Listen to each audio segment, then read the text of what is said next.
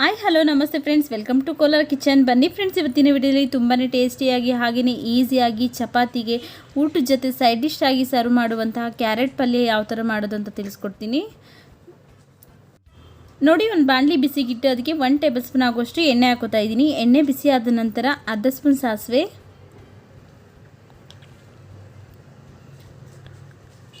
ಒಂದು ಸ್ವಲ್ಪ ಕರಿಬೇವಿನ ಸೊಪ್ಪು ಹಾಕೋತಾ ಇದ್ದೀನಿ. ಕಡಲೆಬೇಳೆ 2 ಟೇಬಲ್ ಸ್ಪೂನ್ ಆಗೋಷ್ಟು ಹಾಕೋತಾ ಇದ್ದೀನಿ. ಕಡಲೆಬೇಳೆ ಎಲ್ಲ ಚೆನ್ನಾಗಿ ಎಣ್ಣೆಲೆ ಫ್ರೈ ಆಗಬೇಕು, ಅಲ್ಲಿವರೆಗೂ ಫ್ರೈ ಮಾಡ್ಕೊಳ್ಳೋಣ.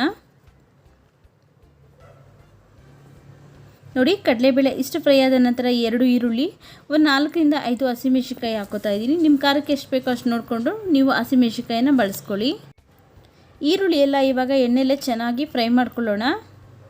ನೋಡಿ, ಈರುಳ್ಳಿ ಎಲ್ಲ ಇಷ್ಟು ಫ್ರೈ ಆದ ನಂತರ ಇಲ್ಲಿ ನಾನು 300 ಗ್ರಾಮ್ ಆಗುವಷ್ಟು ಕ್ಯಾರೆಟ್ನ ನೀಟಾಗಿ ವಾಶ್ ಮಾಡಿ ತುರಿದು ತಗೊಂಡಿದ್ದೀನಿ. ನೀವು ತುರಿದಾದರೂ ಹಾಕ್ಕೋಬೋದು, ಇಲ್ಲ ಸಣ್ಣ ಸಣ್ಣ ಪೀಸಸ್ ಆಗಿ ಕಟ್ ಮಾಡಿ ಸಹ ಹಾಕ್ಕೋಬೋದು. ಕ್ಯಾರೆಟ್ ಎಲ್ಲ ಹಾಕಿದ್ಮೇಲೆ ಒಂದ್ಸರಿ ಚೆನ್ನಾಗಿ ಮಿಕ್ಸ್ ಮಾಡ್ಕೊತಾ ಇದ್ದೀನಿ. ತುಂಬಾ ಸುಲಭವಾಗಿ ಹಾಗೆಯೇ ಕ್ವಿಕ್ಕಾಗಿ ಮಾಡ್ಕೋಬೋದು ಫ್ರೆಂಡ್ಸ್, ತುಂಬಾ ಟೇಸ್ಟಿಯಾಗಿ ಇರುತ್ತೆ. ಮನೇಲಿ ಕ್ಯಾರೆಟ್ ಇದ್ದರೆ ಸಾಕು, ದಿಢೀರಂತ ನಾವು ಈ ಪಲ್ಯನ ಮಾಡ್ಕೊಂಡ್ಬಿಡ್ಬೋದು. ನೋಡಿ, ಚೆನ್ನಾಗಿ ಮಿಕ್ಸ್ ಮಾಡ್ಕೊಂಡಾಗಿದೆ. ಇವಾಗ ಇದಕ್ಕೆ ರುಚಿಗೆ ತಕ್ಕಷ್ಟು ಉಪ್ಪನ್ನು ಹಾಕ್ಕೊಳ್ಳೋಣ.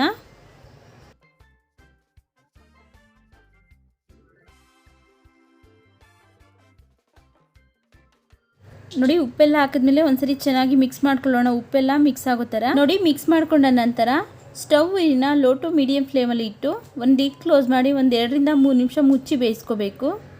ಕ್ಯಾರೆಟ್ ಆಗಿರೋದ್ರಿಂದ ಬೇಗ ಬೆಂದ್ಬಿಡುತ್ತೆ. ನೋಡಿ, 1 ರಿಂದ 3 ನಿಮಿಷ ಆಗಿದೆ. ನೋಡಿ, ಕ್ಯಾರೆಟ್ ಎಲ್ಲ ಚೆನ್ನಾಗಿ ಬೆಂದಿದೆ. ನೋಡಿ, ನಾವು ನೀರೇನು ಹಾಕಿಲ್ಲ, ಕ್ಯಾರೆಟಲ್ಲಿರುವಂಥ ನೀರಿನಂಶದಲ್ಲೇ ಚೆನ್ನಾಗಿ ಬೇಯುತ್ತೆ. ನೋಡಿ, ಇವಾಗ ಇದು ರೆಡಿ ಆಗಿದೆ. ಲಾಸ್ಟಲ್ಲಿ ಇದಕ್ಕೆ ಸಣ್ಣದಾಗಿ ಕಟ್ ಮಾಡಿರುವಂತಹ ಕೊತ್ತಂಬರಿ ಸೊಪ್ಪು ಹಾಗೆಯೇ ತುರಿದಿರುವಂತಹ ಕೊಬ್ಬರಿ ತುರಿ ಹಾಕೋತಾ ಇದ್ದೀನಿ. ಕೊಬ್ಬರಿ ತುರಿ ನಿಮಗೆ ಎಷ್ಟು ಬೇಕೋ ಅಷ್ಟು ನೀವು ಹಾಕ್ಕೋಬೋದು. ಕೊಬ್ಬರಿ ತುರಿ ಬೇಡ ಅಂದರೆ ಸ್ಕಿಪ್ ಮಾಡ್ಬೋದು. ನೋಡಿ, ಇಷ್ಟು ಹಾಕಿ ಚೆನ್ನಾಗಿ ಮಿಕ್ಸ್ ಮಾಡಿಕೊಂಡು ಸ್ಟವ್ನ ಆಫ್ ಮಾಡ್ಕೊಳ್ಳೋಣ. ನೋಡಿದ್ರಲ್ಲ ಸ್ನೇಹಿತರೆ, ಎಷ್ಟೊಂದು ಈಸಿಯಾಗಿ ಕ್ಯಾರೆಟ್ ಪಲ್ಯ ಯಾವ ಥರ ಮಾಡೋದು ಅಂತ.